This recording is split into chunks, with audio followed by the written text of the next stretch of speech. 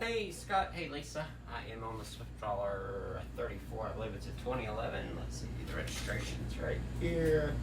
I'll send you a picture of this, Scott, later. Just keep it confidential. Yeah, it's a 2011. I'm going to show you the good, the bad, and the ugly.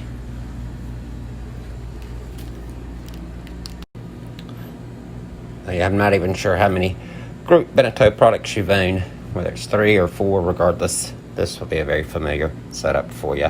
The tank monitoring system, which I'm sure you're very familiar.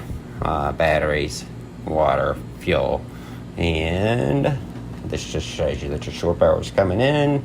And of course, one's for climate, one's for everything else. Your 230 amp legs. So everything's kind of taped up. This is carpet. It's serviceable. I'm sure you would probably want to replace it, or Lisa would want to put her feminine touch on the fabrics. So as far as mechanically, everything's been done in service. The boat's ready to go. It looks like they've started with the cleaning. Let me get out of the sun so you can see. Obviously, this is a big improvement from the last time I showed you. Lots of wax on the superstructure, very, very smooth. All the non-skids pretty much spotless. Somebody's put a lot of elbow grease in it. I would say they probably have maybe 2 or 3 more days of cleaning. The whole sides have yet to be compounded and waxed. But the superstructure looks like it's done.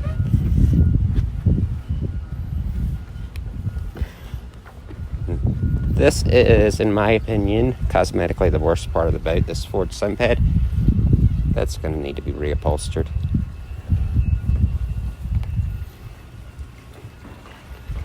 Yeah, the teacup here, where your ground tackle is, came out nicely. Looks brand new. All the bright work looks great. The canvas you're not going to like, Scott. It's the French stuff, and it's been in the Florida sun for a number of years.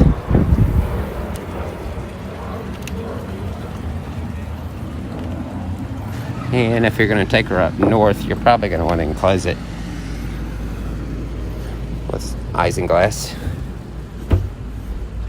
You can run her from below, but you're right. I'd much rather run her from the bridge. Visibility so much better. So this is the helm station, and you are definitely not protected from the elements. If it's cold, you're going to be cold. If it's windy, you're going to be blown all over the place. If it's raining, you're going to get wet.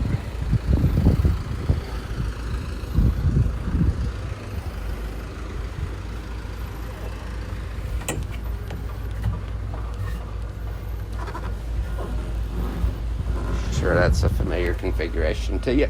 It's 2 separate legs. I'm sure this is very familiar. Cockpit shower and an emergency bilge pump. And below is access to your genset. So the reason why all of this is taped up, we had to move this couch forward, and I guess they taped it up so they wouldn't scratch the wood. Your Cummins USB is underneath this carpet where I'm standing, and they had to service the engine, so they just moved everything out of this little salon area. Here's the documentation if you want to note those numbers. Let me see if I can get you a clear picture of the registration.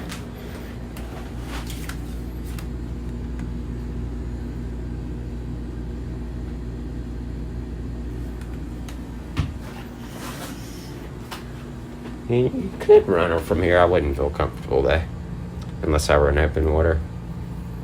Certainly wouldn't want to dock from here, but you do have this handy door if you're doing a starboard tie. And all your controls, of course, are fly-by-wire.